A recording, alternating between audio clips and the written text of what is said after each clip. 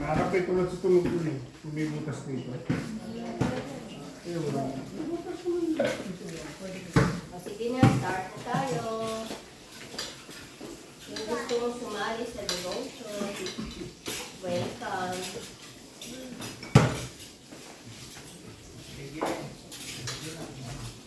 Kumain na ito dito. Sige na, tayo muna ay umawi at siguro pangunahan tayo ng nabis nating kapatid. Mr. Miguel. Wow. Thank you so much. Sige, magpaawag ka.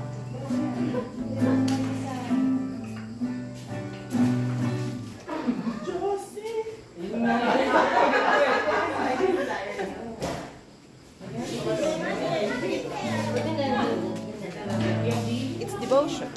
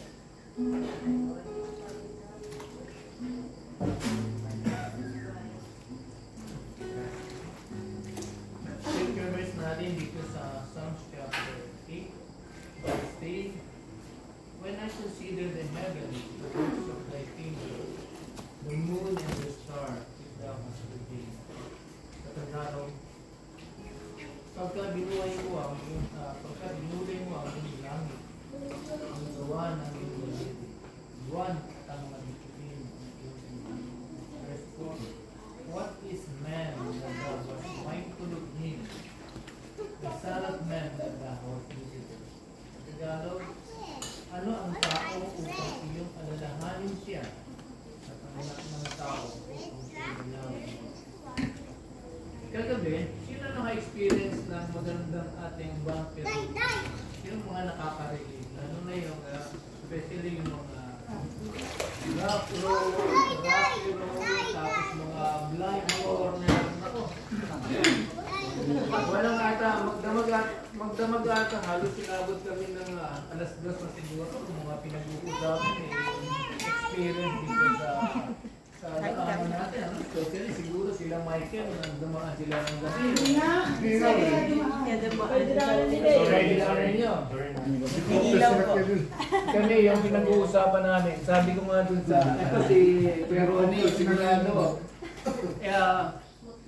Sa dami-dami ng mga dinaanan mo, makukonsider mo ba na ito isa sa mga medyo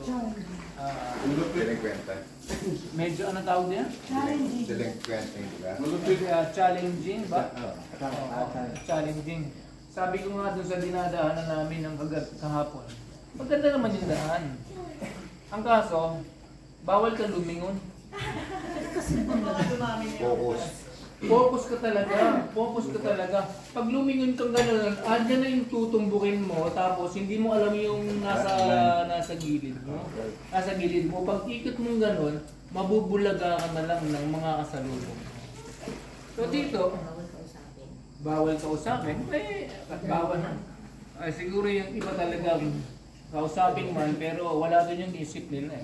Diba? Nandun talaga doon sa focus nung daan dahil ayaw nilang magkamali doon sa tatahakin nila. Dito sa ating binasa, napag-isip-isip ko din at napagbulay-bulay. Kung tulad natin ang ating sarili doon sa mga daan. Dapat talaga sa buhay natin magkaroon tayo ng hindi tayo pwede magkamali sa buhay na tatahakin natin. Dahil kung naguna, buhay ang nakasalalay. So, sa tinatahak natin ng buhay na meron tayo dito sa daigdig, kinakailangan na meron tayo. Good thing, sabi ko nga kanina. Sabi ko, paano nalaman ng GPS ito? Hindi natin sigurado yung daan eh. Buti may ways ano. Kung walang ways, yung kinita ng mahinana natin, hindi na makakutuntun yan eh. Diba? Sabi ko na meron palang lugar na ganito at sana, akala namin paglabas namin sa Arco, may Arco doon lang San Jose sa Trinidad. Akala ko yun na, dito na, BRT na, ito na may Arco na eh. Pagpapapicture na kami. Pag-ahon ng gano'n, nalaglag yung kanin namin. Nahulog na yung kanin kasi all the way siya, patag siya, maganda yung daan, smooth lang. Pagdating ko sa DRT, Arco, pag gano'n na, nalaglag yung kanin. So kung walang GPS, walang gabay, hindi natin matutuntun yung kanin. Kaya dito sa binasa ng natin dito sa Psalms chapter, sabi niya, ano ang tao upang hindi alalahanin? Pero ang Diyos na lumikha ng langit at lupa, ang Diyos na naglagay ng bituin sa langit, ang Diyos na lumikha ng kalawakan, ang lahat ng ito'y pinagkanti-kanti ng ating Panginoon. At ang sabi niya doon sa verse na yun, sino yung tao na labis mong alalahanin? Sino raw tayo na dapat na labis pinamalasakitan ng Panginoon at inalagaan? Diba? Kaya dapat sa ating buhay matuto tayong i-acknowledge ang Diyos, kilalanin ang Diyos sa lahat ng ating ginagawa. Kasi dito sa road na ating tinatahak, kung walang GPS o walang ways ng paggabay ng ating Panginoon, tayong lahat ay mapapahamak. Yes. So paano masasabi kung mapapahamak? Maring ang buhay natin may mahuwi sa drugs. maaaring ang buhay natin ay mauuwi sa magulong pamilya, magulong buhay, walang direksyon at kanya-kanya at hindi natin alam kung ano yung bukas. Although, hindi naman talaga natin actually alam kung ano yung bukas, pero naniniwala tayo na doon sa may likha ng langit at lupa, kung ipagkakatiwala natin ang ating sarili, siya yung nakakalam ng dulo eh. Alam ng Diyos yung dulo. Na kung ipagkakatiwala natin yung ating sarili sa Kanya at kikilalanin ang kabutihan ng Diyos sa ating buhay. Ako, napaka saya para sa isang tao na meron siyang Diyos na gumagabay sa kanya. Yan. Kaya, sabi ko, salamat na lang dahil talagang ang Diyos ay napakabait. At sa bawat area ng buhay natin, hindi naman natin sinabi na walang difficulties katulad ng dinadaan natin. Merong difficulties sa journey ng buhay natin. Pero ang mahalaga nun, ang importante nun, sa journey ng ating buhay, kasama natin ang Sino. Sino makapagsasabi ngayon sa umagang ito na mabuti ng Diyos? Ano yung kabutihan ng Diyos na pwede mong ipagmalaki sa oras nito?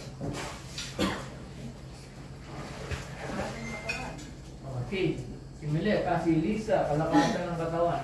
Paano mo nasabing mabuti ang Diyos sa lakas na mayroon ka? Kasi nabuhay pa ako. Ilang ka na. Ilang ka na. Diba? Mag-iilan taon ka na?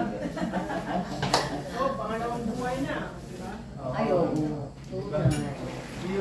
Kung ma-experience natin yung akala kong naalala ko yung Tiarden sabi ni Tiarden ako.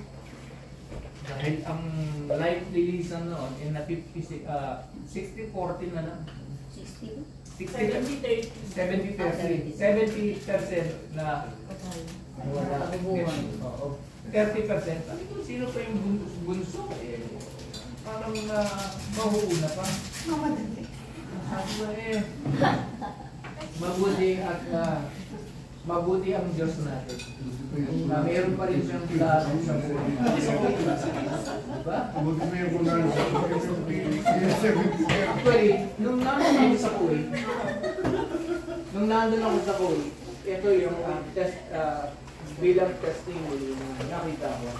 Kasi, ewan ko sino yung nag-picture na, parang si Abby nag-picture na Nung time na yun, nung nakita ko yung picture niya na meron siyang meron siya sa ilong na oxygen.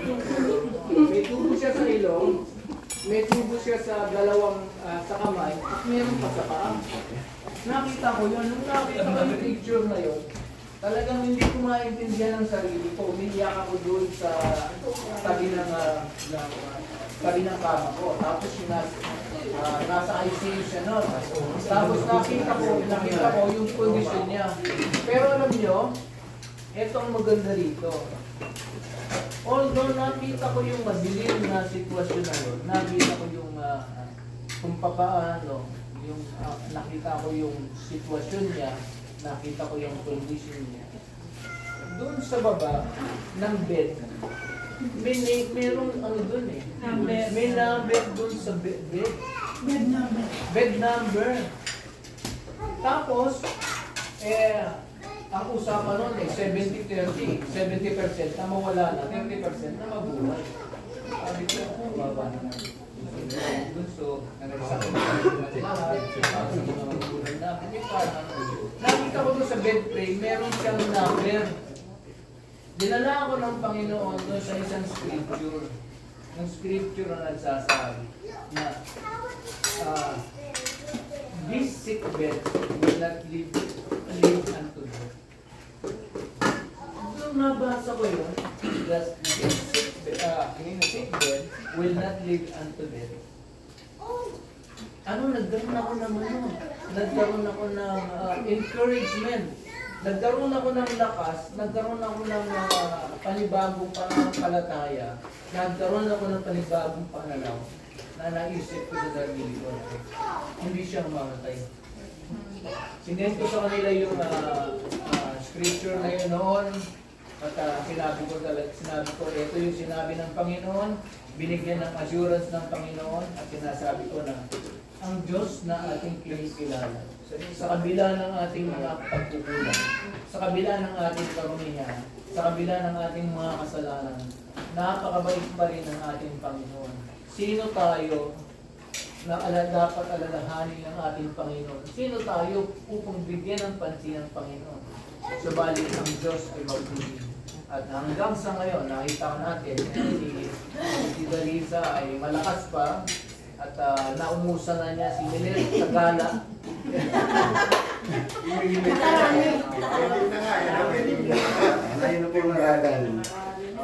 Mas nakarami na.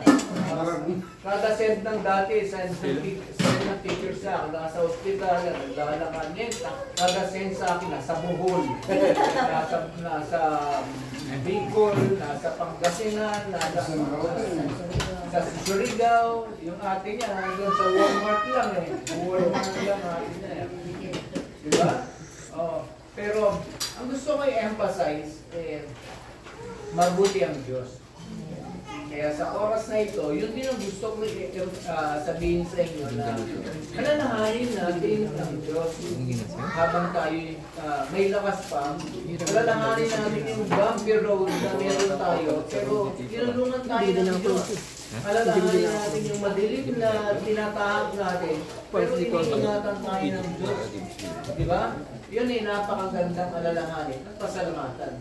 Kadalasan, nakakalimutan natin ang pasalamat sa Diyos eh.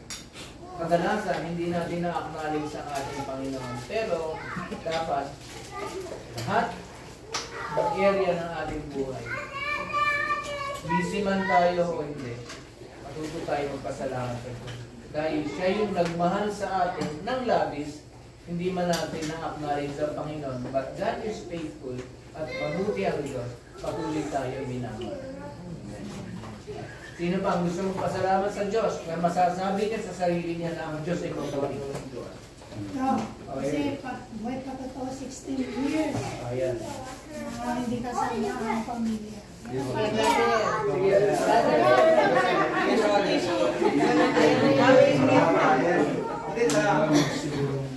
Sa buhay natin, maraming bagay talaga na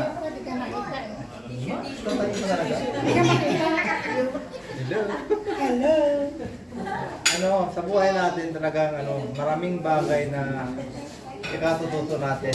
Kaya tahagin nyo yung patungo daan para sa Panginoon. Kasi once na lumis ka, problema dudulot sa buhay yung kapahamakan. Kaya yun, kayo mga bata pa kayo, marami kayong maradaanan. Hope na wag yung daanan yun. Daanan nyo na lang, ang daan ng Panginoon, yun ang matuwid. Kasi sa atin, marami tayong pagkakamali. Marami tayong matutunan sa mga pinapakita sa atin ng Lord. Katulad ng pagpunta natin dito, di ba? Maraming ups and downs ng kalsada, lubak-lubak. Sa buhay natin, hindi man buong buhay natin, minuto righteous tayo. Meron tayong mga pagkakamali. So, at the end ng kalsada, na bako-bako, ikaw mo, pagdating ng dulo, di ba, ang ganda na, pupunta rito. So, yun, sa buhay ko, experience ko, maraming bagay ang ginawa na ng Lord sa buhay ko. Kasi, matatagalan tayo, alas 12 na ata. Kaya kasi meron yung isang evangelist na nagpunta doon sa church natin, nag-speak, na ang sabi niya, merong na member na makakaalis. So hindi ko naman expected na Pero at that time, at that time, so sabi niya, ang family niya, makakarating ang asawa after 10 years. 7 years yun nga. Si Milet dapat dumating siya noong 19 sa Canada. Pero dumating na siya 2021, 22. So yun, after 10 years nga, nakarating siya. So, and then, sa tagal, maraming nagkaroon ng problema. ang problema ko sa ano ko sa yung kalagayan ko doon sa Canada at that time nung panahon ng COVID, tapos wala akong papel. Actually wala akong out of status ako. So ang company hindi ko man expected, and then suddenly sinabi sa akin, Wilson, so Friday, sabi niya, Wilson, sabi sa akin, sabi sa akin is, hanggang dito ka na lang. So, hindi nataranta ako ngayon, hindi ko alam kung gagawin ko. So, nag-apply ako, nagpakasakali, naggumawa ako ng mga papeles, nag-apply ako. At that time, habang wala na akong status, and then, dumating yung panahon na wala ka na talagang magagawa kung hindi lapit ka talaga sa Panginoon eh. And then, yun nga, nung nakapag-apply na ako, tagal pa bago kasi di ko walang assurance na darating talaga sa'yo. Kung ma-approve ka o hindi. So, ang daming papeles. Kasi na-approve yung yung papeles sa yung na-apply ko? Humanitarian. So, yun, humanitarian. And then, nung wala pa yun, nanaginip ako. Yan yung family day. So, hope talaga, kumbaga ang Panginoon na talagang pag-asa. Sabi ko, amiyak ako sa Lord na paano na yung kasing ko, Panginoon, sabi ko. Ang mahalaga, sabi ko, may ginawa ako, Lord, sabi ko, kumuha ako ng papeles ko, ikaw na ang dito ka ako, tapos sa'yo yung approval. So yun, nanaginip ako na yung binuhat ako ng Lord. Nung yung footprint and dasar na sinasabi, doon ko naramdaman. Tapos tapos yung sunod na gabi, nanaginip naman ako na nahulog ako sa malalim balon. Tapos kinuha ko yung bata. Pero pag kukuha ko, wala na. Then, ang nangyari doon kila Abby sa kanini JT. And then merong isang anghel na nakatayo na ang laki na angel. Pero nung may natinang kami ni Milet, nakita ko yung lalaki. Ano siya? Ano yan si yung sa Chris? Si Chris. Pastor Chris? Pastor Chris. Siya yung nakita ko sa picture na parang sinid ng angel ng nakatayo sa pintuan. Yun na. Yung pangpangyayaring yun, napaka-bigat. Pero nung nanaginip ako na karga-karga ng Panginoon, siguro ang dami ko kayang bigatin. Napakahirap. Kasi ilang taon na ako sa Canada, 10 years, tapos bigla kang uuwi. Nawala. Wala lahat. Kumbaga, zero. So, yun. Dagilan Diyos na ang maging tapat ka talaga sa Panginoon. At ang Panginoon talaga mag-aangat sa'yo. So, yun. Ang bayo ko sa inyo mga kabataan na marating man yung huwag niyong marating yung mga sagabal sa buhay, pero huwag kayong magpati doon. Basta tahagin niyo lang yung kabutihan ng Lord sa buhay niyo at magtatagumpay kayo.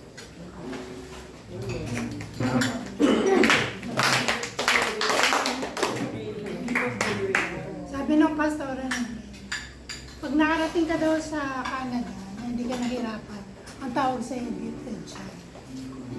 Gifted child. Kasi yung pastora namin, ang tagal-tagal na hindi pa rin sila PI. Hindi pa sila PI. So parang dahil ano siya doon, parang ang tawag doon pa, ano siya pastoral. Pastoral. Hindi pastoral yung ano nila, ang kanilang path. So parang nag-renew sila pala. Kaya parang ang tawag nila sa amin, mga gifted siya. Kasi nakarating kami doon. Hindi kami nag-IELTS. Hindi kami pumasok sa, although ang tagal. Although ang tagal. Pero legal. Tapos, At yung age namin, ready na kami for citizenship. Wala na kaming exam. Magsasubmit lang kami, tapos taking na. Baka hindi lang gifted yun, baka special pa. No? Hindi madali. Para sa akin, sabi nila, hindi ko, yung mga tao nandun, parang nakikita ko, craving sila sa talagang ang daming PR. Pero parang ako, sa puso ko, parang sabi ko, kahit ako sa gali na Lord, dito o hindi, yung peace ko, hindi doon, yung security ko, hindi doon sa bansang kinalalagyan ko. Kasi sabi ko, yung security ko nasa Lord. Kasi parang yung iba doon, parang pag wala ka sa Canada, hopeless ka. Sabi ko, hindi. Hindi ganun ang grace ni Lord. Kahit saan kanya dalhin sa mga bagay na sitwasyon na hindi mo inaakala, kaya kanyang pagyaman. Amen. Kasi sabi ko nga sa mga kasama ko sa Canada, parang late na kami. At our age, wala naman kami sariling bahay. Wala naman kami pwedeng magpagmalaki. Wala naman kami pera na malaki. Malaki. Parang talagang pinagsikapan namin, iniipon para makasama kayo. May moment kami sa inyo. Then sabi ko, parang titignan mo, parang late na tayo. Tayo ng bayo, bakit tayo 25 years? Hindi natin ma-enjoy yung buhay. Kasi doon ang tao, puro bayad. Kaya ang trabaho nila 3, 4. Halos dilak. Walang panahon sa mga gawain. Lalo na mga Pilipino. Pero sabi ko, hindi naman tayo bound for this. Sabi ko, kaya makikita mo, makikita mo lang talagang nagpupursige doon sa mga gawain. Yung mga taong kilala ang Diyos. Kasi nakakala mo talagang, the rest na lahat ng mga ngayang people dito na pag nag-apply sila ng trabaho, kinukonsider talaga nila na yung Sunday is for the Lord. Ano yun yung mindset, heartset yun, ilalaban mo yun. Ilalaban mo yun sa Panginoon na, Lord, gusto ko maglilingkod sa'yo. Kasi hodang wala akong pera, gano'n. Gagawin mo yun.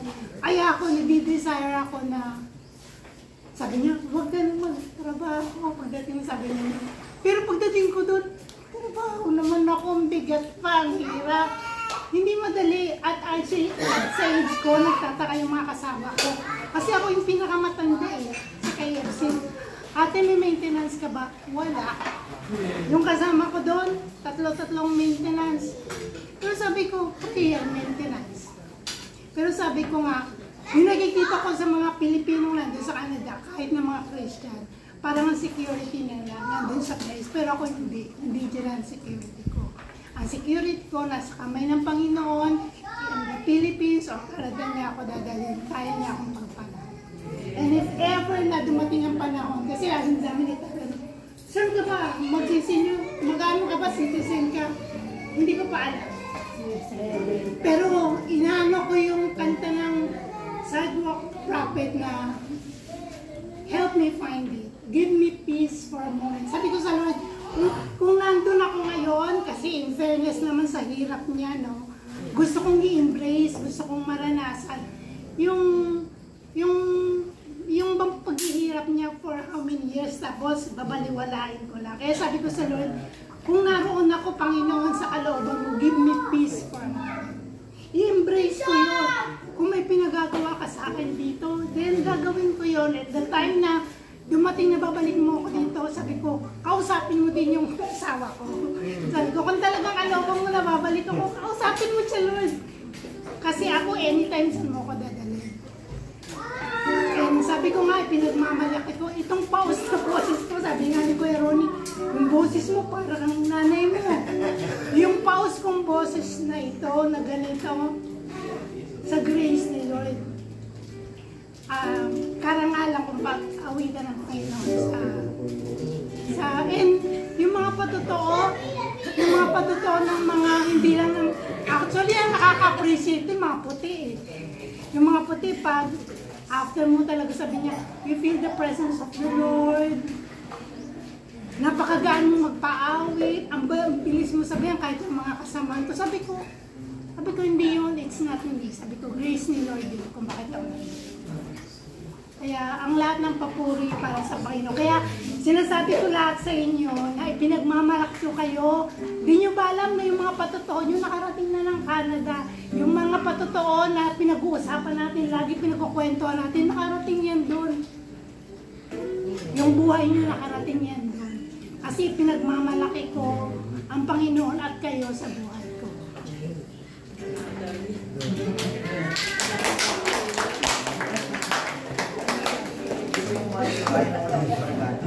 May pagkaya yun. Kakaya. Hindi ba, hinahanap ko na kayo lahat ng sponsor doon. Hinahanapan ko na nga kasi kuya, ba't nahanapan ko na nga eh? Yung pala yung inano niya, Dute. Ayusin din.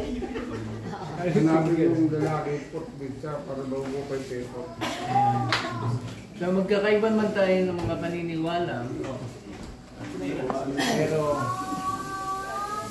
gusto lang namin na magpatuloy kayo at kilalanin niyo ang Diyos, alalahanin sa araw ng iyong kabataan.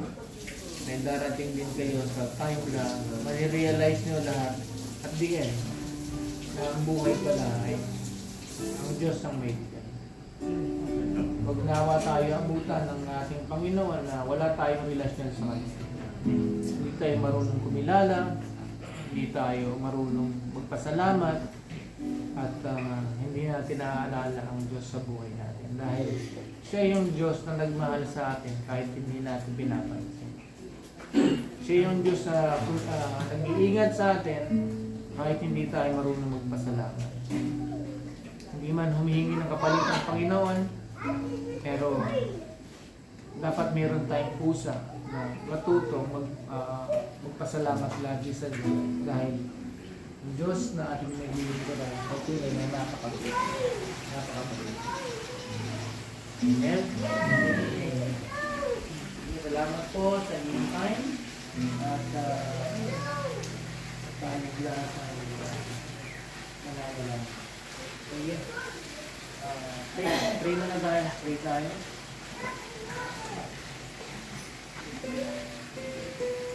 Nangilang Diyos, maraming salamat sa iyo.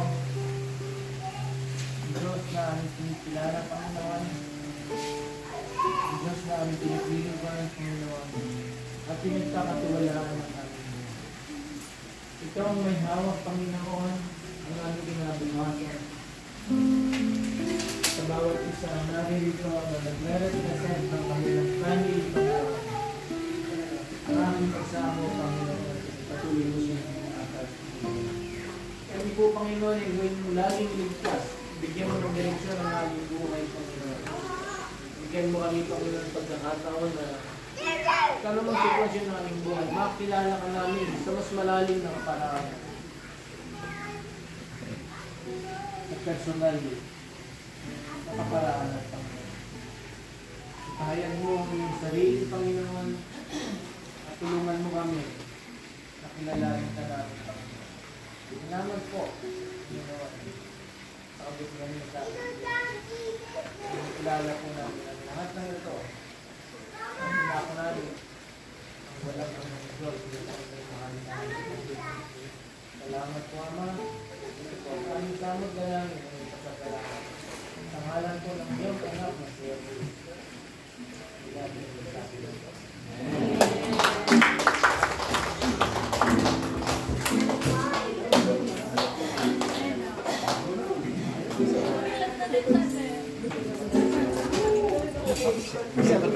Opo.